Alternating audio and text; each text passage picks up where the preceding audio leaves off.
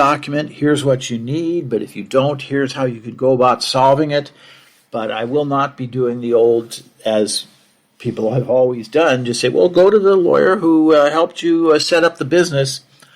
I don't know if that lawyer's alive, neither do you, and really we don't know if they will be alive after this thing passes. So that is something we definitely have to look into.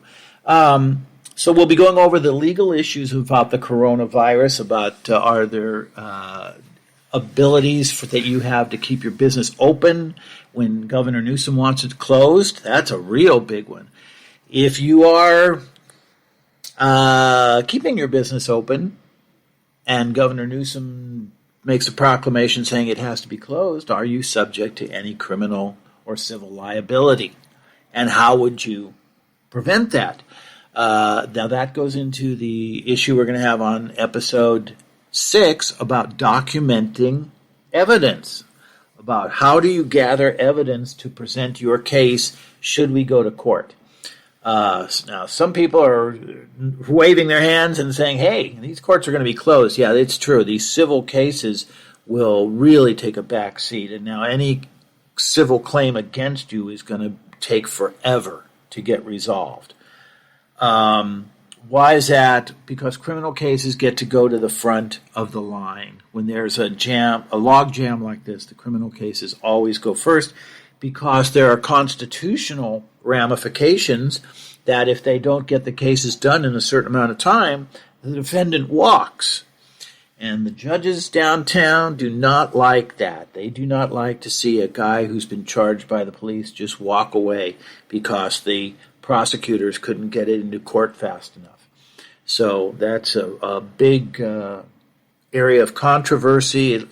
You'll be hearing about it daily on the news about what are the courts doing to not allow arrested people. We don't call them criminals because they haven't been tried yet and found guilty, but people arrested by the police, what are the courts doing to prevent them from walking away?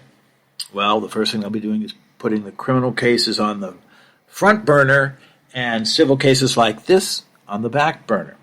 So what about contract obligations related to COVID-19? So we'll be talking about, do you manufacture something that the public needs? Can you wind down your business if the public needs something that you're making? Are you a maker of protective wear like gloves and hand sanitizer and things like that? And I mean, I hope you've seen the wonderful group of stories about people who, like, let's say there's some that own distilleries that have gone into the manufacture of hand sanitizer. And I saw a rather famous fashion designer who's turning his factories from making $10,000 dresses. They're making face masks, of which there are none. There's absolutely none anywhere.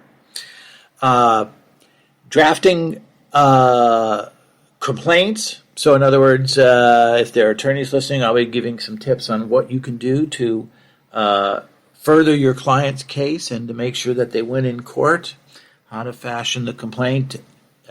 This is really a term of art that can get your case moved up to the front because there are certain laws that allow emergency cases to be moved to the front of the line. So if we can convince the court that your case gets to go to the front of the line, it might get you into court 5 or 6 years sooner. So I'll be telling you how we do that. Cutting-edge defenses. What are some of the defenses that we're going to use? Because there are going to be big companies coming after your company saying, hey, you were supposed to have 20,000 widgets delivered on Friday and they're not here. And you'll say, I can't deliver them. I don't have the parts. I can't make them. Well, it's not that simple. You're not excused that simple. What happens in cases like that, and we'll go into this way more in depth, but what happens is there's a issue as to what is the standard amount of inventory that a business like yours normally keeps up. And is there a legal obligation, as lots of businesses have, especially if you deal with the government, to maintain a certain amount of inventory? Or did you contractually agree with the a buyer of your merchandise that you would keep a certain amount of inventory ready for sale should he need it, should they need it. So that is the issue that really has to be looked at. If there's no agreement as to that you would have a certain amount of inventory, well, we have some breathing room. We can look to see if we can be excused, maybe under the term force majeure, maybe under something else. But what I'm always trying to do as my client is, can we work something out? Especially, can we work something out where my client gets paid? That's what we're going to try and do. But that's what happens when these issues come up about, hey, where you broke our contract. You were supposed to have delivered so-and-so. You were supposed to have performed so-and-so. But you didn't. And we offer coronavirus as an excuse. We'll be calculating damages. Yeah, how do we figure out? Let's say you're the one whose business was hurt by somebody else breaking their agreement to you. So let's say you're the supplier of the widgets and you did not deliver the 20,000 widgets you were supposed to deliver, and that's because Fred down the road, who was supposed to bring you the parts, didn't bring you the parts. And you call Fred and you say, Fred, where are the parts? So I got to get this 20,000 widgets on the road. And Fred says, I can't do it. Coronavirus has wiped out my entire workforce. Well, we'll look into that, and mainly we will look and see, well, can Fred be held responsible for the lack of money you would have made had you been able to sell those 20,000? Equally as important, can we get Fred to chip in for any losses that the buyer comes to you and says, you owe me? So the buyer comes to you and says, you owe us money. We needed those 20,000 widgets. You didn't deliver. Here's our damages.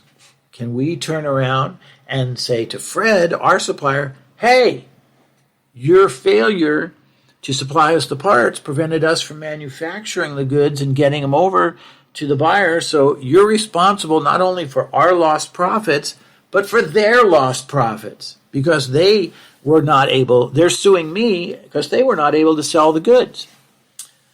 That's how it's done, and we'll go over that, and I'm hoping that by that time, that's on about week 7, that we'll have some wonderful, wonderful examples from people who have sent them in, and we'll anonymize them a little bit so that you can't tell who we're talking about, and we'll go over them. Wouldn't that be great? Also, mitigating damages. That's way different than calculating. Calculating, you do with a calculator. Mitigating, you do with a lawyer. And what you do is the lawyer says, okay, we've got an obligation under the law, in every case, to make sure that the damage caused you by their breach of the contract, or their alleged breach, is as small as possible. You know, you just can't leave the tap running and let all the water run out and then claim, look at this, oh man, I lost 80 million gallons of water. No, yeah, you have a job, as does everybody that's claiming damage from a breach of contract, to mitigate your damages, to get them reduced.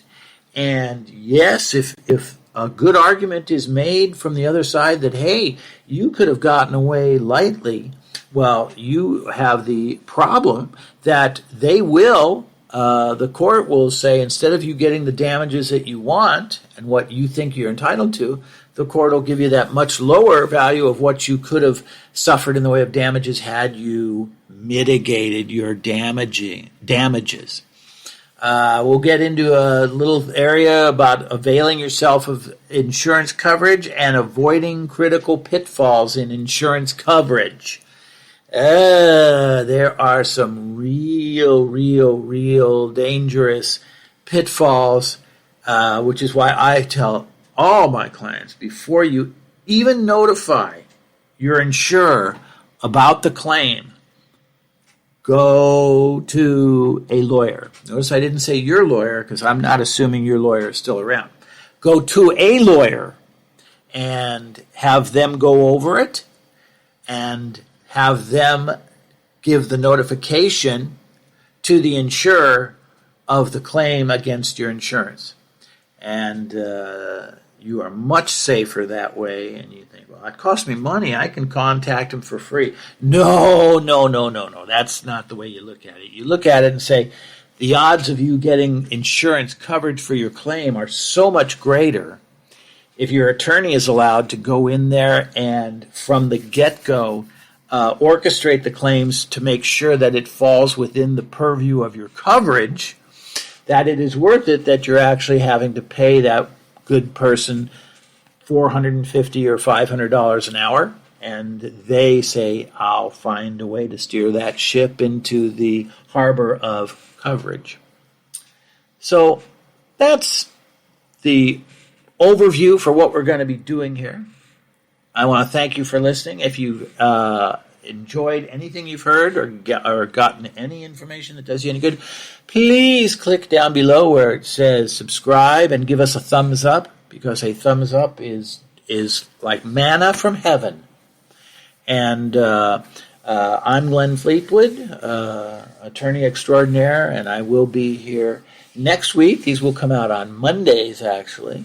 And if you subscribe, which is free, we do not charge anything for a subscription. And you may use this, you may record it, you may listen to it anytime you want. And whatever software you listen to it, though, please subscribe, and that way you will get notice each time there's a new episode. And if anything happens, which God knows is very likely, if anything interesting happens in the way of business being affected by the coronavirus, there will be a show that doesn't come out on a Monday that comes out as needed. So we will be, if the show is warranted by some change or break in the news, we will, if you subscribe, you'll get notice of it. And you'll be able to know right away that there's something going on and that you've got a legal eagle out there watching the news, and he'll let you know how it's going to affect your business. So next week we'll tell you how to get the stories into us. We'll go all over that and everything and all of that. And thank you for listening, and we'll see you next week.